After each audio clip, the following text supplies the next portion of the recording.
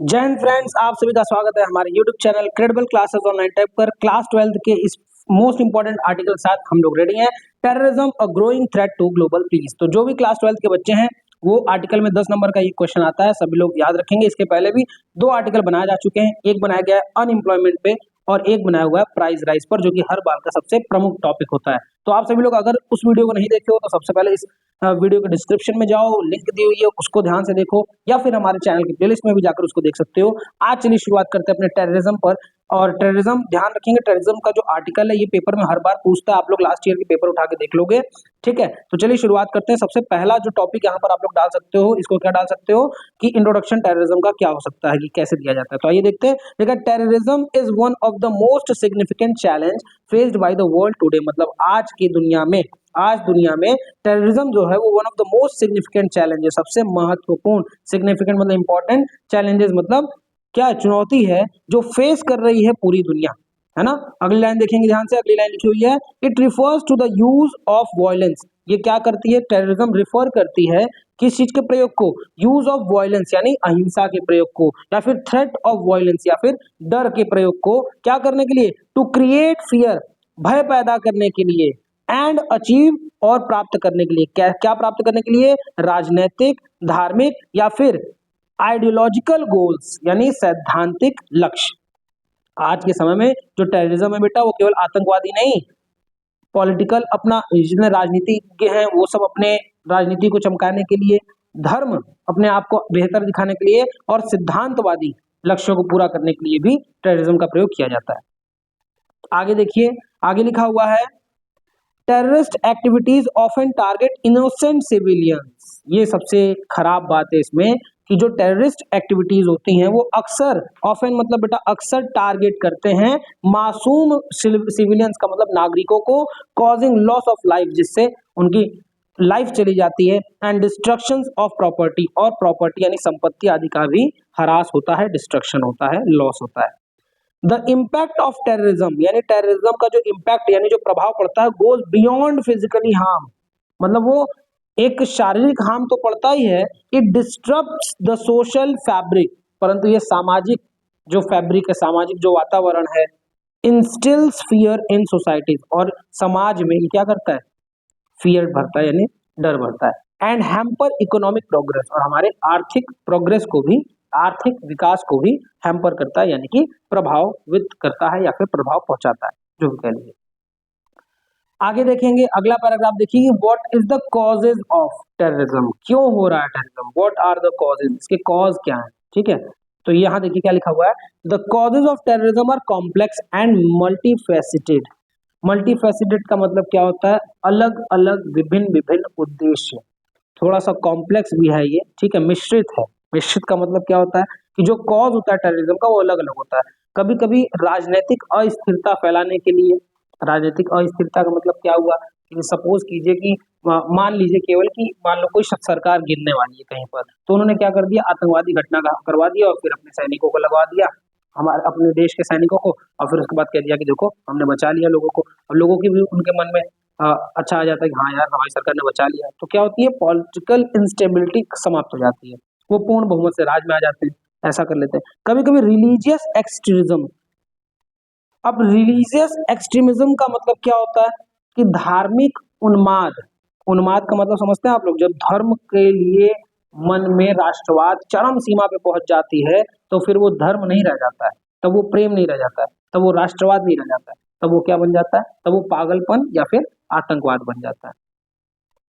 किसी भी धर्म को मानने का मतलब या किसी भी धर्म को प्रेम करने का बिल्कुल ही तात्पर्य नहीं है कि दूसरे धर्मों को हानि पहुंचाना। ये तो हिंदू धर्म का सबसे बड़ा क्वालिटी है, सनातन धर्म का, है ना।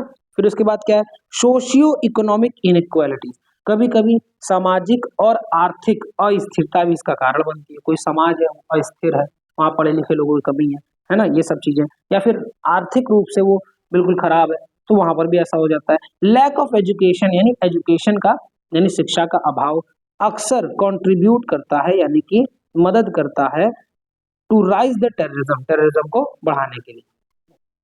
इन मैनी केसेस, बहुत सारे केसेस में, बहुत सारे मामलों में, terrorist exploit these factors to recruit individuals and justify their violent actions.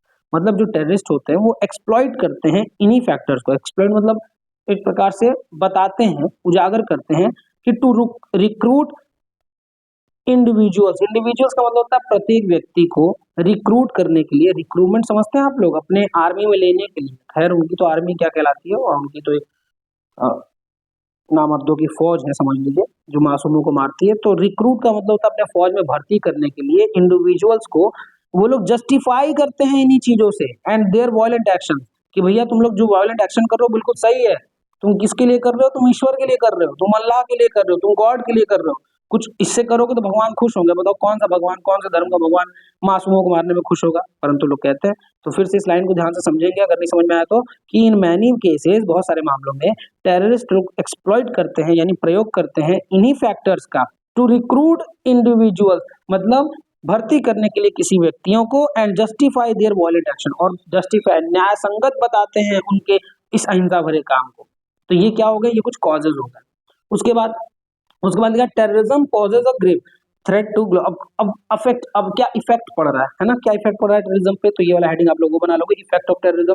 तो देखिए लिखा है terrorism poses a grave threat to global peace, मतलब टेररिज्म क्या करता है, एक गंभीर थ्रेट देता है, भय देता है, किसमें, ग्लोबल यानी वैश्विक शांति को एक गंभीर भय प्रदान करता है, एंड सिक्योरिटी मतलब पीस एंड सिक्योरिटी को, सुरक्षा और शांति को, शांति और सुरक्षा को एक थ्रेट दिलाता है। International efforts including intelligence sharing, military corporation and counter terrorism laws have been made to combat terrorism. अब आइए इस लंबी लाइन है, इसको हम लोग समझेंगे। कॉम्बैट टेररिज्म का मतलब होता है टेररिज्म को हराने के लिए। याद रखेंगे आखिरी लाइन क्या, आखिरी शब्द दो।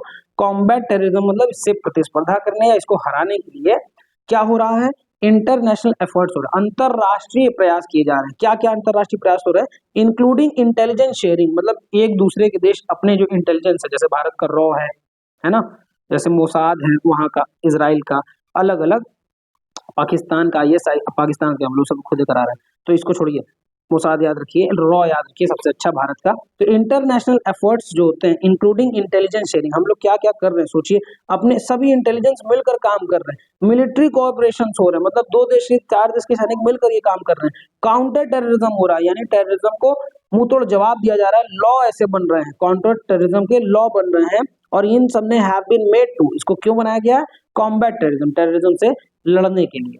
However the fight against terrorism requires more than just military action, यानी कि फिर भी जो फाइट है अगेंस्ट टेररिज्म, टेररिज्म के विरुद्ध में, उसमें जरूरत है मिलिट्री एक्शन से कुछ मोर देन करने की, यानी ज्यादा करने की। केवल मिलिट्री एक्शन लेकर हम लोग कुछ नहीं कर सकते, तो it must require something more. Okay, it calls for addressing the root causes, मतलब अब हमें इस बात का पता करना चाहिए, अब हमें एड्रेस करना चाहिए रूट कॉजेज को, कि मतलब जड़ क्या है, रूट मतलब जड़ क्या है इसका, क्या जड़ वाले कुछ ऐसे कॉजेज कारण है। एंड प्रमोटिंग पीस, और हमको प्रमोट क्या करना चाहिए, शांति, टॉलरेंस यानी सहिष्णुता, चीजों को सहना, and understanding across different culture and religion, और विभिन्न कल्चरों, संस्कृतियों और रिलीजन यानी धर्म को हम लोगों को अंडरस्टैंड करना पड़ेगा, समझना पड़ेगा, चाहे वो कोई भी धर्म है ना। धर्म कभी कोई बुरा नहीं होता है। यदि आप शिक्षक हो और बता रहे हो कि ये धर्म बुरा है, तो धर्म कोई भी बुरा नहीं होता है। आप शिक्षक यानी नहीं हो, आप जाहिल हो। सबसे बड़ी बात है, सीधा बात, कि अगर कोई भी धर्म है, कोई धर्म गलत सिखा ही नहीं सकता। हाँ, कुछ उस धर्म के लोग गुमराह हो गए हैं, कि इससे ये नहीं पता चलता कि वो धर्म खराब है। धर्म कभी कोई भी खराब नहीं होता। आइए आगे देखते हैं अंतिम पॉइंट। तो अंतिम पॉइंट में व्हाट शुड बी डन, मतलब क्या करना चाहिए, what should the government do, है ना, यहाँ पर देख सकते हैं हम लोग। तो कंक्लूजन इसको आप लोग लिख सकते हो, अगर हेडिंग से लिख रहे हो तो, नहीं तो आर्टिकल लिख रहे हो तो आर्टिकल तो सीधा सीधा भी लिखा जा सकता है। तो देखिए क्या लिखा है, to create a world free from the threat of terrorism, terrorism के थ्रेट यानी भय से फ्री इस दुनिया को कराने के लिए हमको क्या करना पड़ेगा, इट इज क्रूशल, क्रूशल का मतलब होता है जरूरी, it is crucial to focus on education, तो बहुत ज्यादा जरूरत है एजुकेशन पे फोकस करने की, इकोनॉमिक डेवलपमेंट, आर्थिक विकास की जरूरत है, एंड पॉलिटिकल स्टेबिलिटी और राजनीतिक स्थिरता की भी जरूरत है। ओनली थ्रू कलेक्टिव एफर्ट्स, केवल सामूहिक रूप से अगर हम प्रयास करेंगे, कलेक्टिव सामूहिक एफर्ट्स मतलब प्रयास, तो we can ensure a safer and more peaceful world for future generation, तभी हम लोग आने वाली पीढ़ियों के लिए एक सेफ और एक शांति भरा दुनिया दे पाएंगे, है ना। तो क्या क्या चीज की जरूरत है, फोकस एजुकेशन पे करना, इकोनॉमिक डेवलपमेंट पे, पॉलिटिकल स्टेबिलिटी पे, इन सभी चीजों को। और हम लोग को सहिष्णु बनना है, टॉलरेंट होना है थोड़ा सा, पूरे जितने भी कल्चर रिलीजन है सबका सम्मान करना है। अगर ये हम लोग सीख गए तो हम लोग टेररिज्म के ऊपर ओवरकम यानी कि इसको हम लोग जीत लेंगे। ठीक है, तो चलिए मिलते हैं हम लोग फिर से अगले किसी टॉपिक में और बेहतरीन टॉपिक में जो पेपर में पूछा जाता है। अगर ये टॉपिक आपको समझ में आया है तो जरूर से कमेंट बॉक्स में बताइए।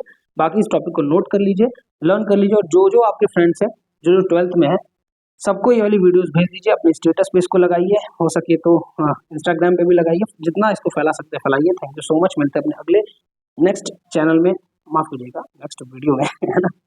तो चलिए मिलते हैं अपने अगले वीडियो में, तब तक के लिए जय हिंद, जय भारत।